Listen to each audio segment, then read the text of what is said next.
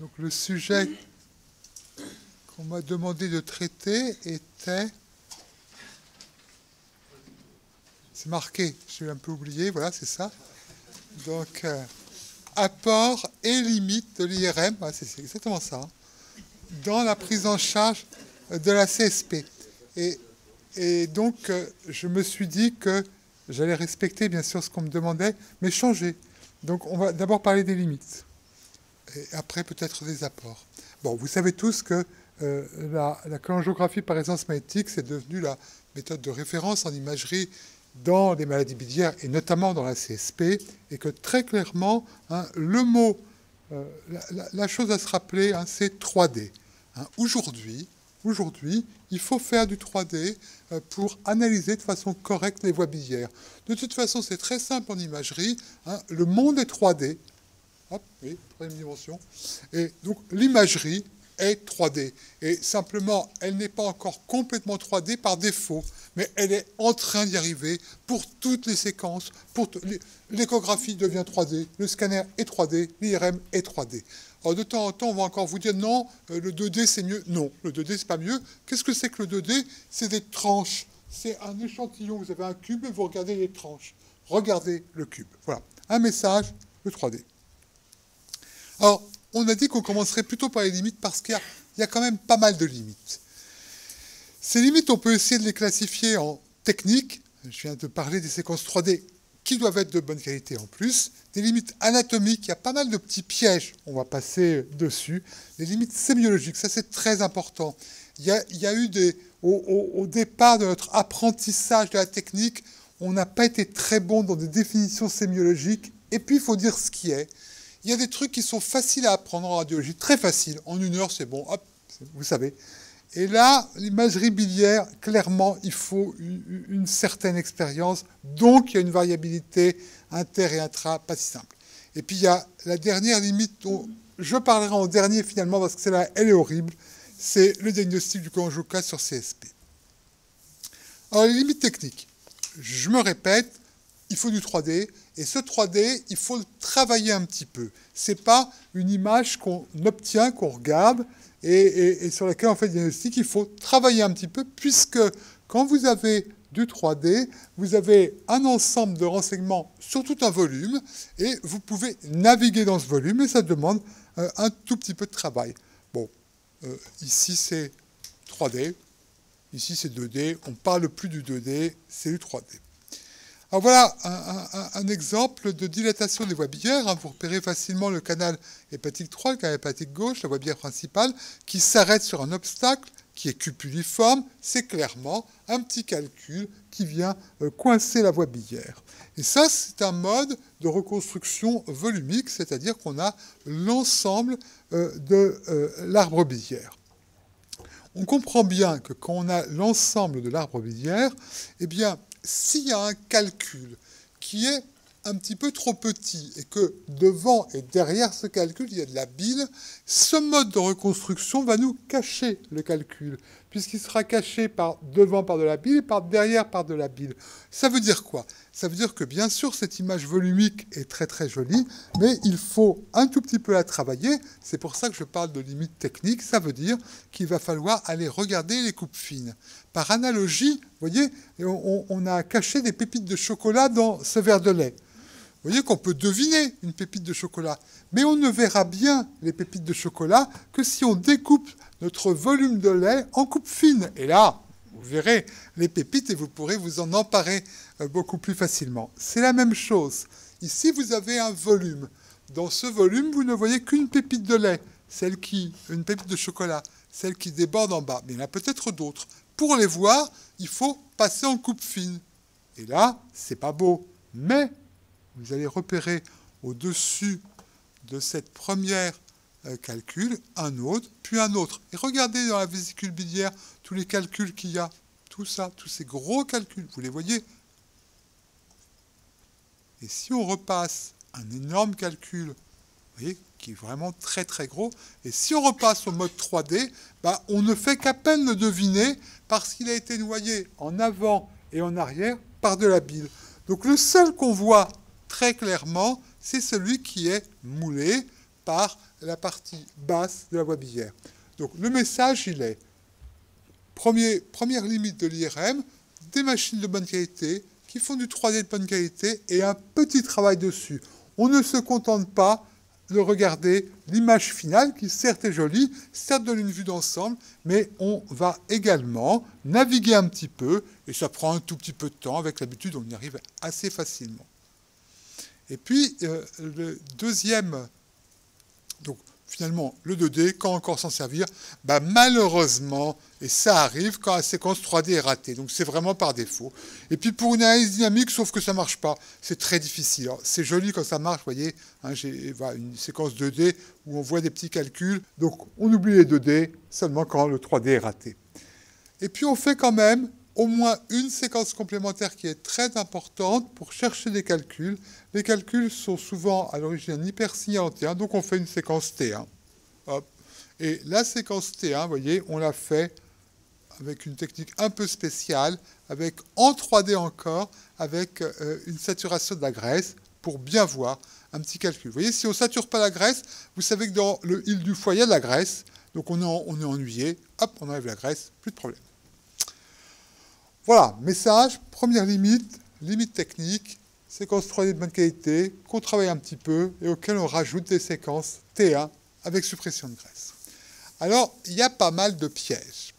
J'appelais ça limite anatomique et on va passer sur les plus fréquentes. L'empreinte de l'artère hépatique, tout le monde connaît.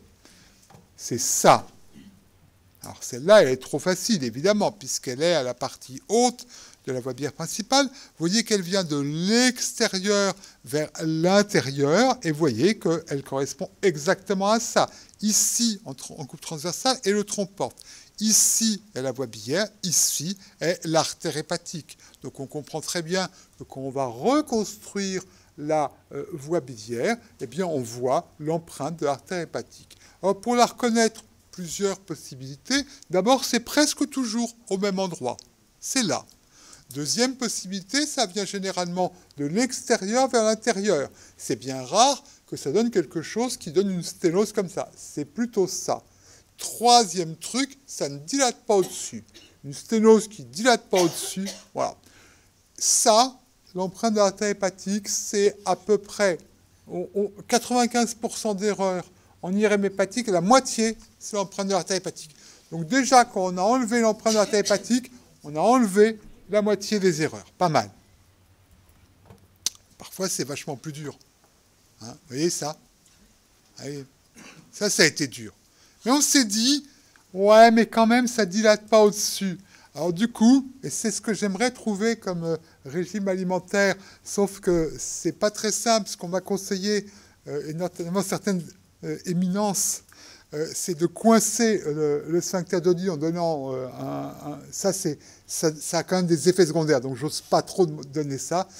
Simplement, le truc, c'est qu'on a repris la personne à un moment différent, et notamment en faisant rien qu'en donnant à manger, souvent ça remplit mieux les voies biliaires. Vous voyez que ça a complètement disparu. Toc, toc. Mais c'est plus dur. Le contenant de la voie biliaire, c'est également un piège. Vous voyez, alors c'est plutôt en T2. La voie biliaire est là. Elle est là.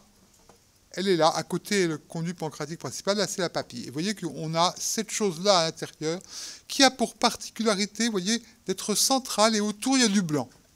En fait, dans la voie biliaire, et plus la voie biliaire est grosse, plus il y a du flux dans cette voie biliaire. Plus il y a du flux, je veux dire, dynamique, du vrai flux. Et notre imagerie, cette imagerie, l'imagerie de la cholangio-IRM, eh bien, c'est une imagerie de flux stationnaire.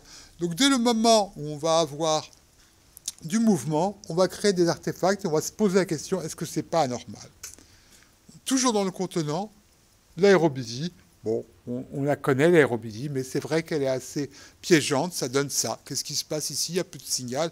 Ben oui, on comprend bien, vous voyez. Après une sphinctérotomie, vous avez de l'aérobidie qui fait un niveau liquide, en général à la partie la plus haute de la voie biliaire, c'est-à-dire souvent à cet endroit-là, et qui peut provoquer des pièges. Là encore, il faut le connaître, quand la sphinctérotomie s'est refermée, vous voyez que la voie biliaire était plus facile à étudier.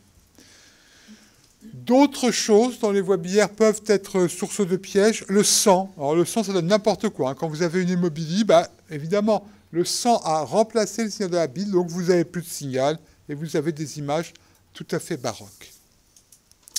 Voilà pour les limites anatomiques.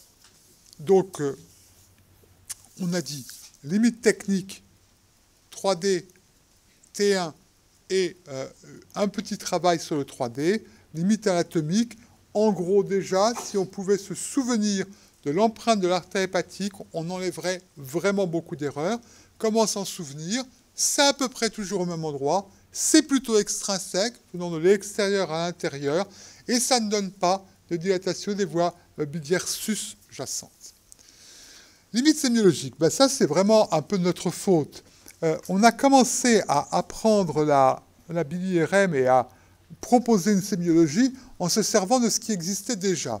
Et ce qui existait déjà, c'était la cholangio rétrograde et la sémiologie dérivée. Et voilà les termes qui étaient utilisés. Irrégularité. Ouais. Aspect moniliforme en perles enfilées. Vous voyez, c'est joli, moi j'aime bien. C'est perles enfilées. Je vous en montrerai plusieurs exemples. Et il y en a plein que je ne vous montrerai pas parce que j'ai fait toute une biblio, ces perles enfilées, c'est formidable. On trouve de toutes sortes de perles, c'est magnifique. Et raréfaction biliaire en arbre mort, et là encore, je vous en montrerai qu'un, mais j'en ai vu plein. Moi-même, j'en prends. Quand je vais me promener à la campagne, je prends des arbres morts, c'est très très beau. Les arbres morts. Voilà, alors c'était ça. C'était les débuts de l'IRM, et on a dit, comment on pourrait définir ça? C'est irrégulier. Non. Oublions irrégulier. Moi, j'interdis qu'on se serve d'irrégulier. Irrégularité du terrain, hein, vous voyez, difficile. Du scrutin, en ce moment on en parle beaucoup, et des comptes, l'irrégularité des comptes, c'est également quelque chose qu'on entend matin après matin aux informations. Et puis le classique, l'irrégularité du cycle menstruel, puisqu'on est dans un milieu médical, voilà. Irrégularité du terrain. Donc non. Voilà. Donc mon message, vous vous rappelez, premier message, l'artère hépatique, attention, et ça, irrégularité des voies biliaires, c'est à peu près l'autre moitié des erreurs commises en interprétation de l'IRM biliaire. Donc pensez à moi, s'il vous plaît, pensez à ce terrain difficile et oubliez. Alors, oubliez aussi l'arbre mort, même si celui-là est assez joli, hein, voilà, on est content quand on trouve ça. Là, celui-là, je l'ai pris en Namibie, après de longs jours de marche, on m'avait dit, tu verras, là-bas, peut-être, tu auras la solution de tes problèmes. Bon, je suis revenu, et collier de perles, c'est vrai que ça ressemble, hein. Mais alors, on commence à parler de collier de perles, on va sur Internet, on fait collier de perles, et bon, on arrête. Voilà. Parce qu'il y en a plein. Donc non.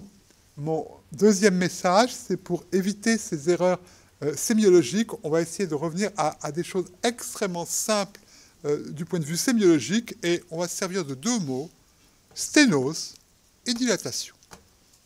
Vous voyez, sténose et dilatation. Après, on pourra dire modéré, serré, longue, courte, moyenne. Bon, ça sera... C'est à vous de construire votre système. Moi, j'en propose un qui a été publié, modéré. Mais deux mots, sténose, dilatation. Et plus de moniliforme, perle enfilée, arbre mort, non. Et puis on parlera du signal du parenchyme hépatique, et puis des conséquences, et du rehaussement du parenchyme hépatique. Des choses très simples. Mais pour ce qui est de l'analyse des voies biliaires, on a droit à deux mots. Est-ce que c'est sténosé? Est-ce que c'est dilaté? C'est tout. Vous voyez, une IRM biliaire tout à fait habituelle, et bien on va la décrire en disant qu'ici, par exemple, il y a une sténose peu serrée de la voie biliaire principale. Qu'ici, il y a une drôle de sténose, elle existe, elle est entre serrée et pas serrée, je ne sais pas trop, de la voie biliaire principale. On dira qu'il y a clairement une sténose du canal hépatique gauche, qu'il y a une sténose du canal hépatique droite, qu'il y a des sténoses serrées et multiples des voies biliaires intrahépatiques, et qu'il y a des dilatations des voies biliaires intrahépatiques. Et on dira que ça. Et on ne dira pas qu'ici, c'est moniliforme en perles enfilées, parce que ça ne sert à rien. Et on ne dira pas ici que c'est irrégulier. Quoi qu'il en soit, hein, c'est un travail de longue haleine, vraiment, puisque moi, ça fait maintenant des années que j'essaie de répéter ces limites sémiologiques, donc en disant attention, ne vous servez pas du mot irrégularité, prenez un plan d'interprétation stéréotypé, sténose, dilatation. Il n'empêche qu'on est clairement dans un domaine, et ça on le voit chaque fois qu'on reçoit des dossiers de l'extérieur, à se rendre compte que certes, le niveau global augmente, mais que ça reste une sémiologie qui n'est pas très facile. Et il y a clairement une courbe d'apprentissage dont la pente n'est pas très très raide, et il y a à l'évidence une variabilité inter et intra. Je crois que pour ça, il faut s'appuyer sur vraiment du plan d'interprétation stéréotypé avec des choses très très simples. Alors on va quand même passer aux apports. Et je reviendrai vous rappeler la dernière limite, la terrible, que je traiterai à la fin parce que celle-là, j'ai CCK, cholangiocarcinome sur CSP, j'ai pas beaucoup de solutions. Alors les apports, on va quand même les décliner. Je crois que, bah oui, c'est la cholangio-IRM d'une analyse absolument unique des voies biliaires et du parenchyme hépatique, vous le savez. Hein, voilà. On arrive quand même aujourd'hui à des cholangio d'extrêmement bonne qualité, puisque même sans avoir à analyser le parenchyme hépatique, on se rend bien compte que tout ce foie-là, il est perdu. On peut analyser, de nouveau, hein, terme simple, sténose, dilatation, sténose, etc. Et en plus, on a droit au parenchyme hépatique qui nous montre la correspondance, c'est-à-dire l'atrophie complète de ce secteur-là. Vous voyez qu'on a bien évolué. Je ne sais pas ce que ça donne sur la projection, mais ça, c'est une CSP qui débute. Et c'était vraiment la limite. Hein. Vous voyez qu'on commence à analyser des ordres assez lointains et d'assez bonne qualité. Et c'est vrai que dans ces CSP débutantes, souvent on ne savait pas. Là, l'expérience a montré que cette CSP a évolué. Mais je crois qu'incontestablement, la voie biliaire n'était pas normale. Il y avait des sténoses modérées. Je crois qu'il y avait des segments longs qui, de façon absolument incontestable, étaient sténosés, ce d'autant qu'en distalité, c'était un petit peu plus dilaté. Et je trouve que ce genre d'image qu'on commence à obtenir presque quotidiennement, nous a quand même amené à un niveau au-dessus dans l'interprétation de nos images. Et je crois que là, c'était la dernière limite des « est-ce que c'est une CSP débutante ou est-ce que c'est normal ?» qui est difficile. On commence à arriver à faire des diagnostics avec des choses quand même qui sont très très fines et qui s'approchent un petit peu de l'injection rétrograde. Mais même pour la limite, à mon avis, la plus importante de l'injection rétrograde qui nous donnait ces magnifiques images, vous voyez, de pseudo-diverticules des voies biliaires principales qui correspondent sûrement à des ulcérations. Vous voyez qu'en IRM, certes, c'est loin d'être aussi précis, hein, la résolution spatiale ne sera jamais la même, on en approche quand même. Donc voilà, premier rapport, on arrive quand même à quelque chose qui commence à devenir une représentation morphologique de très bonne qualité. Deuxième apport, et ça je pense que c'est vraiment important, c'est on individualise plusieurs groupes sémiologiques. Par exemple, cette maladie très inflammatoire, vous voyez, on est au niveau du foie, les voies biliaires sont là et on a injecté un produit de contraste. Et vous voyez que par exemple cette voie biliaire qui a été coupée en coupe, eh bien, elle a un rehaussement très marqué de sa paroi. Et puis celle-là qui a été coupée longitudinalement, sa paroi est extrêmement rehaussée, celle-là aussi. Vous voyez, ça c'est typiquement une CSP. C'est comme ça qu'on l'appelle, hein, CSP. En tout cas, une maladie biliaire extrêmement inflammatoire, mais très peu sténosante. Voilà la bilie correspondante. Vous voyez, ça c'est très très malade. C'est très très malade de par la paroi. Regardez la paroi. Ou la paroi du gauche. Très rehaussée. Pas de sténose, ou quasiment pas. Pas de sténose des voies biliaires principales. Peu de sténose des voies biliaires intrahépatiques. Ce que je veux dire, c'est que là, on est sur un modèle qui est une cholangite vraiment pas encore, ou peu sclérosante et très, très, très inflammatoire. Je crois que c'est un des avantages de la BDRM de nous permettre de séparer des maladies comme ça. Et cette maladie-là, vous voyez que toutes ces choses-là sont pleines de calculs dans les voies biliaires. Mais ce n'est pas des calculs dans des grosses cavités. Bien sûr, quand on fait des grosses cavités, des grosses voies biliaires dilatées dans une vieille CSP, on met des calculs dedans parce que la bile stagne. Non, là c'est une CSP débutante qui débute avec plein de calculs. Est-ce que ce n'est pas une maladie différente? Est-ce que c'est la même? C'est sûrement, hein, en tout cas, un phénotype un peu différent. Là encore, je pense que la bili nous aide. Et cette maladie-là, maladie très bizarre, vous voyez, les dilatations kystiques des voies biliaires, regardez comment elle va évoluer très vite. Voilà ce qu'elle nous donne. Oh, c'est affreux. C'est vraiment des dilatations absolument, et j'insiste, des dilatations kystiques. Vous voyez, c'est pas une dilatation obstructive, c'est un tuyau qui fait ça. Pas ça. Hein, c'est ça, puis ça, puis ça, puis ça, puis ça. Et puis, là-dedans, se mettent plein de calculs. Tout ça. Tout ça. C'est une grosse kyste. Et bizarrement, ces maladies, vous voyez, kystiques, l'imagerie va être moins belle. Et regardez, 3 mois après, plus de dilatation kystique. Et on revient 6 mois après, toujours le même malade, et bien ça recommence de ce côté-là.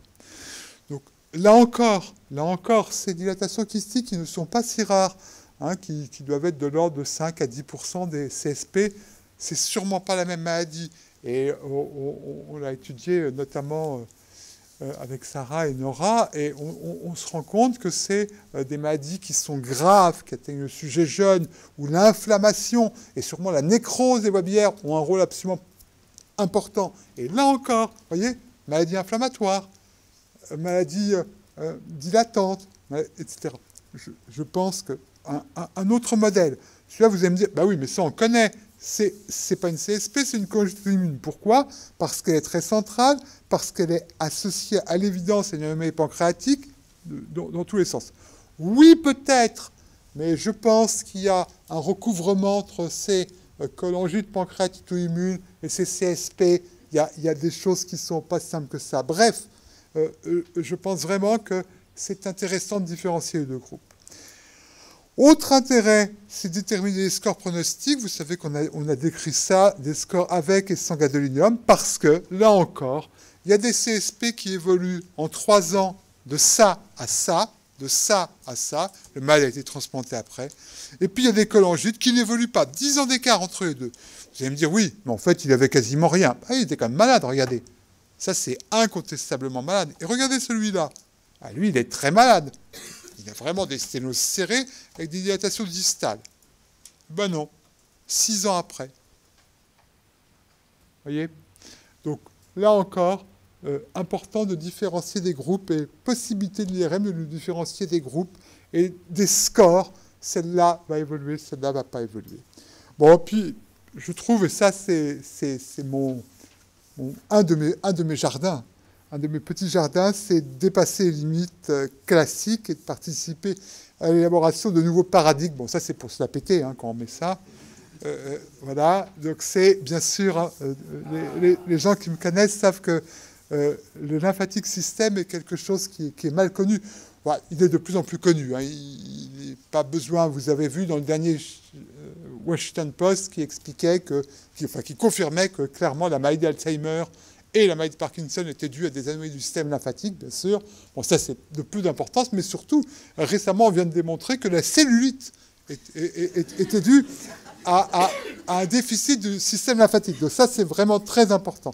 Eh bien, dans le système lymphatique du foie, c'est pareil. Alors, Sana a répondu rapidement à l'éditorial en disant « Mais si, nous, on les voit tout le temps, les lymphatiques. » Et je voulais quand même vous les montrer très rapidement. Hein. Voilà une CSP extrêmement sévère, avec une sténose terrible de la voie biliaire principale, des sténoses des voies biliaires intrahépatiques. Et regardez, je voulais juste vous montrer ces choses-là. Et un petit canal, 2 petits canaux, 3 petits canaux, d'autres, ça, ce sont des canaux lymphatiques. Qu'est-ce qu'ils font là, ces canaux lymphatiques? Chantal les connaît bien, hein, chez le modèle du chien, chez qui on ligature le canal hépatique droit, puis le canal hépatique gauche, et qu'on laisse vivre après, on voit qu'il y a des lymphatiques dilatés qui sont pleins de bile. On les voit très bien chez l'humain. Un autre exemple, vous voyez, là encore, un malade qui a une sténose extrêmement sévère de sa voie biliaire principale, il garde quand même un petit canal biliaire du 6, et très clairement, eh bien, il y a de petits canaux qui sont là, qui sont de vrais canaux, il y en a d'autres, hein, là. C'est le système lymphatique du foie. Le système lymphatique du foie, il est vraiment tout à fait fascinant. On le voit se développer dans de multiples circonstances. Dans l'hypertension portale, oui, c'est complètement évident, mais ce n'est pas notre sujet. hein, puisque dans l'hypertension portale, immédiatement, à mon avis, le premier signe d'hypertension portale, c'est la dilatation des vaisseaux lymphatiques. Dans les atteintes biliaires, on voit très rapidement une dilatation des systèmes lymphatiques. C'est vraiment fascinant. Puis c'est fascinant pour nous parce que, vous voyez, les voies biliaires, c'est devenu trop gros et on s'intéresse vraiment aux toutes petites choses. C'est small is very beautiful. Et malheureusement, je voulais finir par, après avoir parlé au début des limites contournables, vous vous rappelez, techniques, anatomiques, sémiologiques, tout ça on peut le contourner, des quelques apports de la limite là, fondamentale, diagnostic cholangiocarcinome sur CSP, on ne sait pas faire. Hein, vous voyez un monsieur qui a une CSP très sévère, il est suivi très régulièrement, et un jour il arrive avec ça. Oui, il a dilaté sur cet obstacle, il y a un cholangioca, et ce cholangioca, il est apparu très rapidement dans l'intervalle de surveillance, c'est-à-dire qu'il est apparu en 6 mois. Que faire? C'est souvent des très mauvais cholangioca, celui-là est mort très rapidement. Et on se dit, bon, on va peut-être les surveiller plus rapidement, celui-là, cholangite sclérosante, et à coup, ploum, il devient jaune, il se dilate, on le perd. Eh bien, ce n'était pas un cholangioca, c'était un obstacle fibro-inflammatoire de la partie basse de la bière principale. On n'a aucun moyen de faire la différence. Regardez ce malade, abominablement inquiétant, dilatation des voies biliaires qui se sont aggravées sur cette masse inflammatoire qu'on voit après injection, qu'on voit en T2, qu'on voit en diffusion, l'horreur des horreurs. Non, ce sont des modifications fibro-inflammatoires. Et cette petite lésion qui est apparue, qui est bien limitée, qu'on voit sur toutes les séquences, sur une CSP, là encore, on sait bien qu'il y a des troubles de perfusion qui prennent des aspects pseudo-annulaires. Ce n'est pas un cholangioca, ça va disparaître tout seul. C'est abominablement difficile. Mon espoir, c'est qu'on est quand même passé en quelques années de ça à ça. Et quand même, plus on va approcher morphologiquement et de façon, je perds mon mot, d'une bonne façon, l'imagerie des voies biliaires, on peut espérer que peut-être on améliorera. Je cherche encore à attendre des pistes pour le cholangioca sur CCP. Ça, vraiment, j'ai du mal. Donc voilà. Technique optimale, je ne saurais trop insister sur les séquences 3D. Les gens qui vous disent le 2D c'est mieux, c'est pas vrai, ils se trompent. Plan d'interprétation stéréotypé et simple. Sténose, dilatation, pour avoir des critères de sémiologique simples. Et malgré ça, sachez qu'il existe une courbe d'apprentissage dont la pente n'est pas très très raide, il faut un certain temps. Mais dans ces conditions, je crois que je vous ai montré, j'espère, qu'on arrive à la compréhension de moi, ce que j'appelle plutôt le syndrome CSP. Je pense qu'il y a différentes CSP, mais bon, on peut l'appeler aussi la CSP. Et de nouveau, la limite persistante et bien ennuyeuse, c'est le diagnostic de cholangiocarcinome. Merci de votre attention.